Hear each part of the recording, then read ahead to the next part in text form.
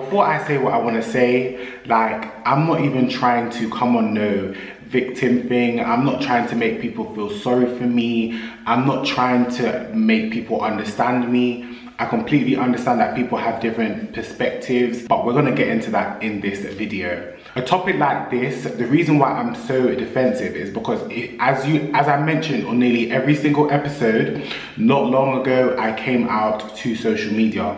That was very hard for me. It wasn't something that I processed within an hour. It took me years to process doing something like that because I never thought the day would come. This particular topic, let me give you guys a little backstory, yeah? This particular question, yeah? You know, I was sitting in the room that morning and Brandon came in the room and was like to me, I've been suggesting questions to the producers, and I was like, oh, what questions have you suggested? You know, I took Brandon's phone and read out the question word for word. We go on set and we're about to film, and the question that Brandon reads out is the question that he sent in that morning. I was so shocked when the topic was around homosexuality. I didn't even know how I was going to react in this episode. Like, every question is slapped on you right there and then. So I didn't even think that the question was going to come up straight, like so soon, or even on this season. When I watched the episode back, I'm not gonna lie, if anybody knows me, I'm all about my facial expressions. If I don't agree with something that you say, I'm gonna frown, I roll my eyes.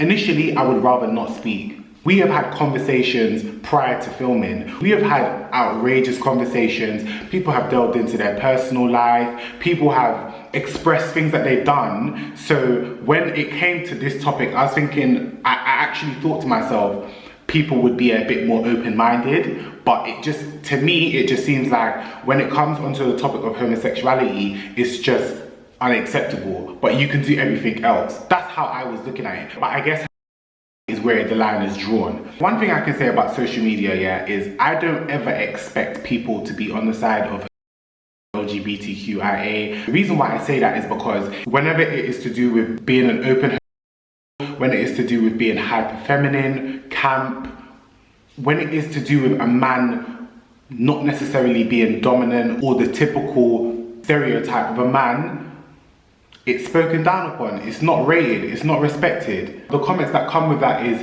you're forcing it down people's throats, you're shoving it in people's faces. Like, those are the comments that come with being open about liking the same sex or being different.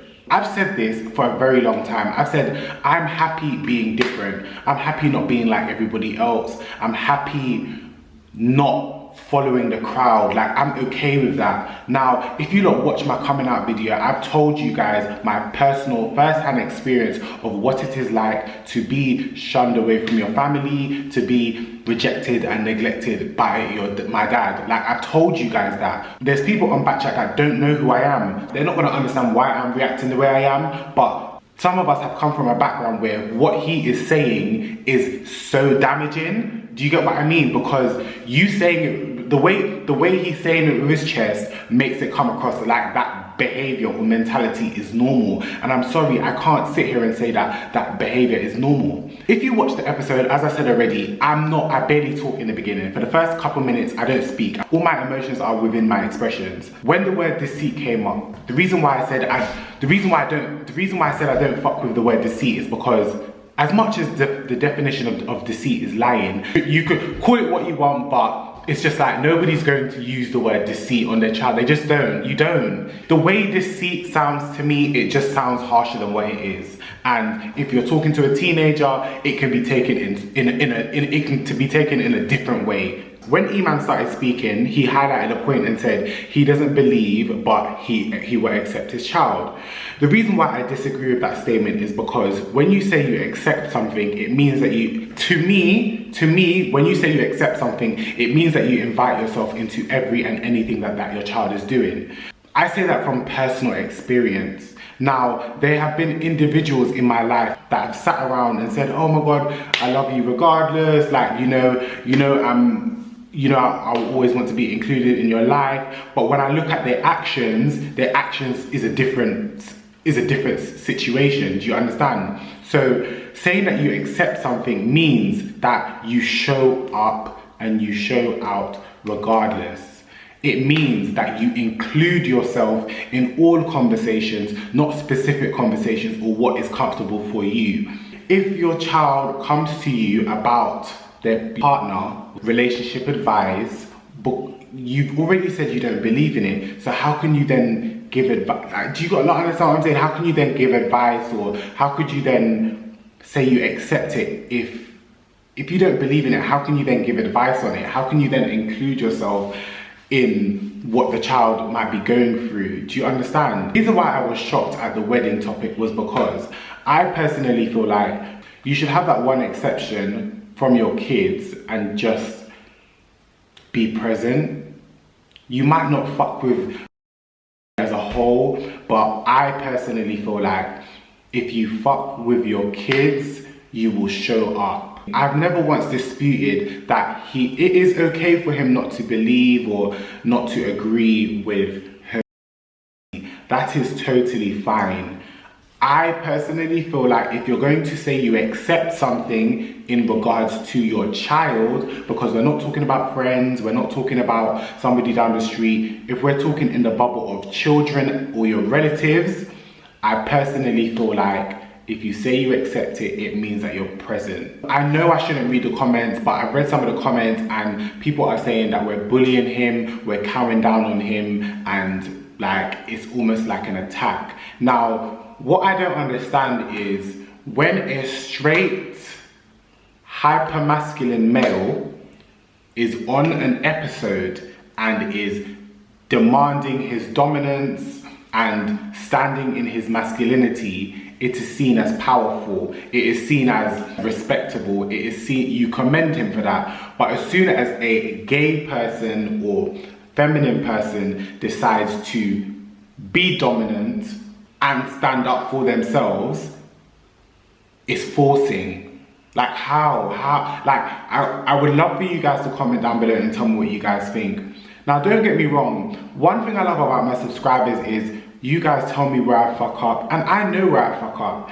In the Phillip situation where I misinterpreted what she said, I literally misinterpreted what she said, but we all agreed on the same thing. I just thought she said something else. I've apologized for that. Like, can we move on? You don't love to attach the things that I've done in the past to these particular episodes. How I am acting in each episode is based on the question and the response that is given to me. The audience that is watching this are not an open-minded audience. The audience that's watching this are not people that believe in feminism. They're not people that think women should be dominant. These people are Kevin Samuel type people. If you don't know who Kevin Samuel is, the audience of Backchat is exactly the same. So I'm not surprised at the response. But one thing I will say is, anybody that thinks that because these comments are gassing, because the comments might be siding with your view, it doesn't mean that that is right. None of our views might be right. How I behaved wasn't right, but I was in my feelings. I've come from the journey of being neglected, being shunned away. I know what it's like. I know the domino effect it has. You might say this is the one thing that you're not going to show up for, but it's going to be a reoccurring thing. If your child is going to end up resenting you, your child is going to end up thinking that you do not love them. I feel like this comment flew over everybody's head. When he made the comment about if he was to go into a workplace and slap Bibles on his work colleague's desk, like, how can you compare that to somebody that is living in their truth? Like, how? And then how do you bring up the representation of a rainbow? Like, how do you sit there and say, what does a rainbow mean? Like, do you know how disrespectful that is? One thing people don't realize is the LGBT community is not one thing. There's not one form. Nobody looks a certain way. The rainbow is meant to represent diversity. The rainbow is meant to show that, like, bro, you're bright and proud. That is what the rainbow is meant to represent. That would almost seem like saying wearing a BLM badge or wearing a BLM mask doesn't represent BLM. Like, do you get what I mean? What, just because it's 3 letters? or 3 words, it means that it doesn't like, no. The reason why people wear it is because it's to show that we are here, we are present, we're not going nowhere, like, let's normalize this. Like, it's the same thing. People have reached out to me and said like their religion is their peak, like, and I'm not disputing that, but I am coming from a personal perspective on the individual. You cannot say you are religious, your religious beliefs, and via the conversations we've had off camera, it does not come across that way. That is just my opinion. There should not be one rule for one sin and another rule for another sin. All sin is the same. Someone did mention that in Leviticus, it does mention about being an abomination, but it also says in religion not to judge. Who are you to judge? Allow the higher being to judge. Somebody also reached out to me and said, I'm not going to celebrate sin. Now, if attending a gay person's wedding means that you're celebrating sin, that means that going to visit a newborn that was created out of wedlock, that means you're celebrating sin there. Like, there shouldn't be a rule for one and a different rule for another. Like, treat every sin exactly the same. If somebody is sinning, that means that you shouldn't F with them completely. But that's almost impossible. From how life is set up is where the line is drawn. And I just feel like that is so unfair. To use the words like unfortunate, as much as he apologized, he then went on to talk about agendas, forcing agendas, the Bible bashing at work. Like, to me, the apology doesn't matter now, because what you said now is even worse. Do you get what I'm trying to say? I completely understand that how it looks, because there's 3 of us disagreeing with him, it's unbalanced. It just looks crazy. As I said already, I'm not disputing the fact that him not believing in it, him saying that he would prefer his child not to be, I completely understand it. However, I can't agree with it, because when you have a child, you should not pre-program what your child's going to be like, what your child's going to look like, and that is a lot of the time what we do in this world.